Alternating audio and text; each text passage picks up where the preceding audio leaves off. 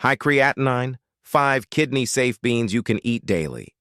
Your doctor just told you your creatinine is high and suddenly you're afraid to eat anything. Here's the thing. Most advice online will tell you to avoid beans completely, but that's not the full story. Some beans are actually safe for your kidneys, even when your creatinine is elevated. And if you skip this, you might be cutting out foods that could have stayed in your diet.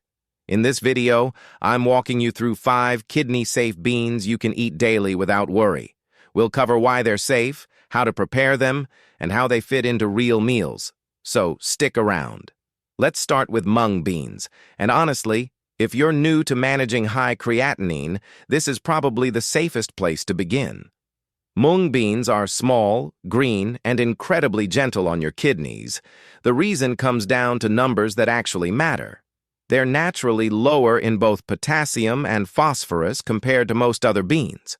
When your creatinine is high, your kidneys are already working harder than they should. The last thing you want is to flood them with minerals they're struggling to filter. Mung beans don't do that. They give you protein and fiber without the heavy mineral load. Now, here's something interesting. Mung beans have been used for centuries across Asia and India, not as medicine, but as everyday nourishment. People have long understood that they're easy on the system, especially when you're recovering from illness or just need something light. There's wisdom in that tradition, and it holds up today. So how do you actually eat them? It's simpler than you think. You can cook them into a basic dal with a bit of turmeric and cumin. You can add them to soups where they soften beautifully and blend right in. Or, and this is where they really shine, you can sprout them. Sprouted mung beans are crunchy, fresh, and perfect in salads or stir-fries. They don't taste heavy or starchy. In fact, they're mild enough that they take on whatever flavors you pair them with.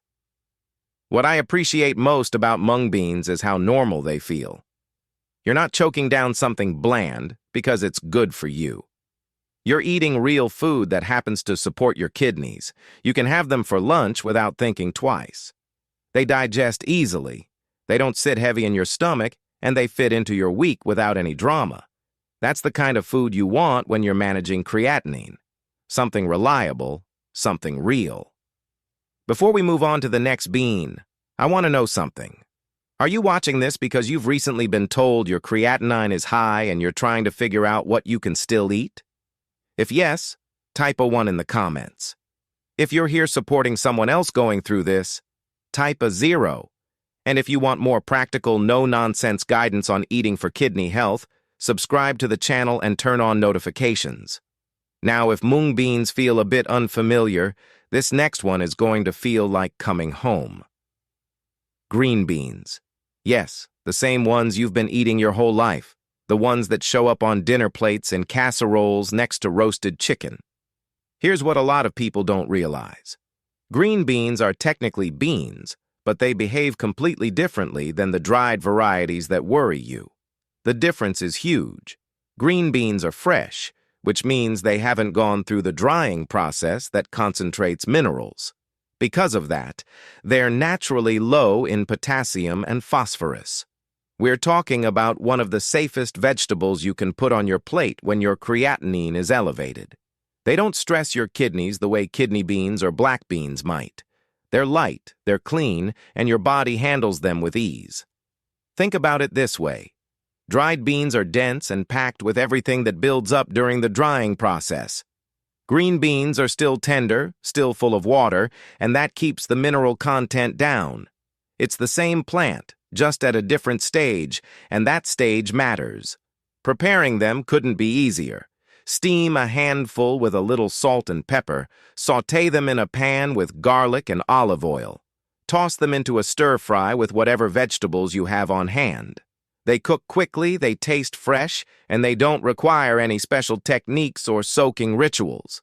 You just rinse and cook. This isn't diet food.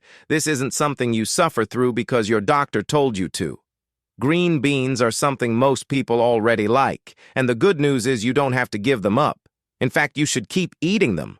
They're one of those rare foods that taste good, feel normal, and actually help you stay on track without any sacrifice. Green beans are great, but let's be honest. Sometimes you want something more filling, something that sticks with you a bit longer. That's where black-eyed peas come in. Black-eyed peas sit in the middle ground. They do contain potassium and phosphorus, so they're not as low as mung beans or green beans. But here's the thing. They're still significantly safer than kidney beans, chickpeas, or pinto beans. When you compare them side by side, black-eyed peas come out ahead. They give you that hearty, satisfying texture without pushing your mineral levels into risky territory. The key here is portion size, but not in the way you might think. This isn't about deprivation or measuring every bite like you're in a lab. It's about being mindful. A half cup of cooked black-eyed peas in a meal is reasonable. It fills you up, gives you protein, and doesn't overwhelm your system. You're eating enough to feel satisfied, but you're not overdoing it. That balance matters more than people realize. There's another trick that helps: soaking and rinsing. When you soak black-eyed peas overnight and rinse them thoroughly before cooking, you're washing away some of that excess potassium and phosphorus. It's a simple step that makes a real difference.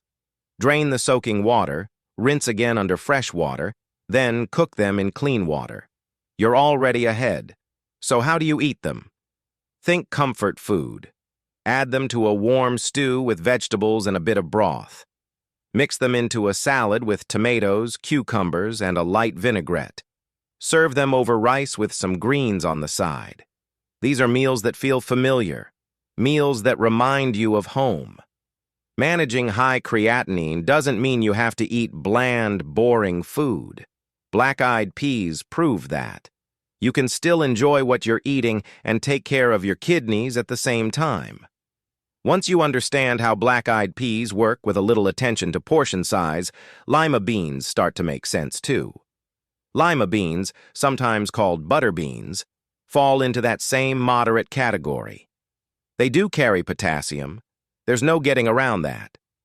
But the difference between eating them carelessly and eating them smartly comes down to how you prepare them. And honestly, it's not complicated. You just need to know the steps. Here's what works. Soak your lima beans overnight, just like you would with black-eyed peas. The next morning, drain that water completely. Don't cook them in it. Rinse the beans under fresh running water, then soak them again for another few hours if you have the time. This double soak pulls out more of the potassium that's sitting on the surface and inside the bean. When you finally cook them, use fresh water again. Boil them thoroughly until they're soft, then drain one more time before adding them to your meal. I know that sounds like a lot of steps written out, but in practice it's just soaking, rinsing, and cooking. You're not standing over the stove the whole time. You're just being intentional, and that intention protects your kidneys. Once they're cooked, lima beans are creamy, mild, and easy to work with. You can stir them into a vegetable soup. You can mash them slightly and season them as a side dish. You can toss them with olive oil, lemon, and herbs for something light and fresh. They don't need fancy recipes or special ingredients. They just need proper preparation. The point here is that lima beans aren't off limits. They're workable. With the right approach, they fit into a kidney-conscious routine without stress or second-guessing. You're not walking on eggshells. You're just cooking with a bit more care, and that care pays off every single time. If lima beans feel familiar and safe, adzuki beans might be new territory for some of you. But that's actually a good thing. Adzuki beans are small, dark red, and they've been a staple in Japanese, Chinese, and Korean cooking for generations. What makes them interesting for kidney health is that they're naturally lower in potassium compared to most common beans, like kidney beans or navy beans. They give you that protein and fiber you need without spiking your mineral intake. That alone makes them worth trying. Here's what surprises people. Adzuki beans have a slightly sweet, almost nutty flavor. They're not bland or boring. In fact, in many Asian cultures, they're used in both sweet and savory dishes. You can cook them into a warming soup with ginger and garlic. You can serve them over rice with steamed vegetables for a simple, satisfying bowl. Or, if you're feeling adventurous, you can sweeten them lightly with a touch of honey and enjoy them as a dessert paste, the way they're traditionally eaten in Japan. The preparation is straightforward. Soak them for a few hours or overnight, rinse well, then cook them in fresh water until they're tender. They soften nicely and hold their shape, so they work in all kinds of dishes without turning mushy. Now, I get it. Adzuki beans might not be sitting in your pantry right now. You might have to look for them in the international aisle or at an Asian grocery store, but they're not hard to find, and they're not expensive. Once you have them, they open up a whole new range of meals you can enjoy. Managing high creatinine doesn't mean you're stuck eating the same 5 foods forever. Adzuki beans are proof that you can explore, try new things, and still take care of your kidneys. Eating this way can actually be interesting. It can even be fun, so there you have it. 5 beans that won't betray your kidneys. Mung beans for their gentleness, green beans for their everyday ease, black-eyed peas for satisfying comfort, lima beans when you prepare them right, and adzuki beans when you want something different. You're not helpless here. You're not stuck avoiding every bean on the shelf because someone once told you they're all dangerous. That's not true, and now you know better. Managing high creatinine isn't about living in fear or crossing out half the food in your kitchen. It's about making informed choices. It's about understanding what works for your body and what doesn't, and then acting on that knowledge with confidence. These 5 beans can be part of your daily routine. You can cook them, enjoy them, and feel good about what you're eating. But here's the important part. Your situation is yours. Your creatinine levels, your potassium, your phosphorus, they're all specific to you. So while this information gives you a solid starting point, you still need to talk to your doctor or dietitian. They know your numbers, they know your history, they can help you fine-tune what works best. Taking control of your health doesn't happen overnight. It happens one meal at a time, one choice at a time. And every time you choose something that supports your kidneys instead of stressing them, you're moving in the right direction. If this video just lifted some of the weight off your shoulders and helped you realize you're not as restricted as you thought, please hit that like button. It seems like a small thing, but that one click helps this reach someone else who's sitting in their kitchen right now, staring at a can of beans, afraid to eat it because nobody's given them clear answers. Your like could be the reason they find this today. And if you know someone who just got their labs back and they're scared about what they can and can't eat anymore, share this video with them. Don't let them go through the confusion alone. This information could save them weeks of worry and help them eat with confidence again. One share from you might be exactly what they need right now. I'll see you in the next one.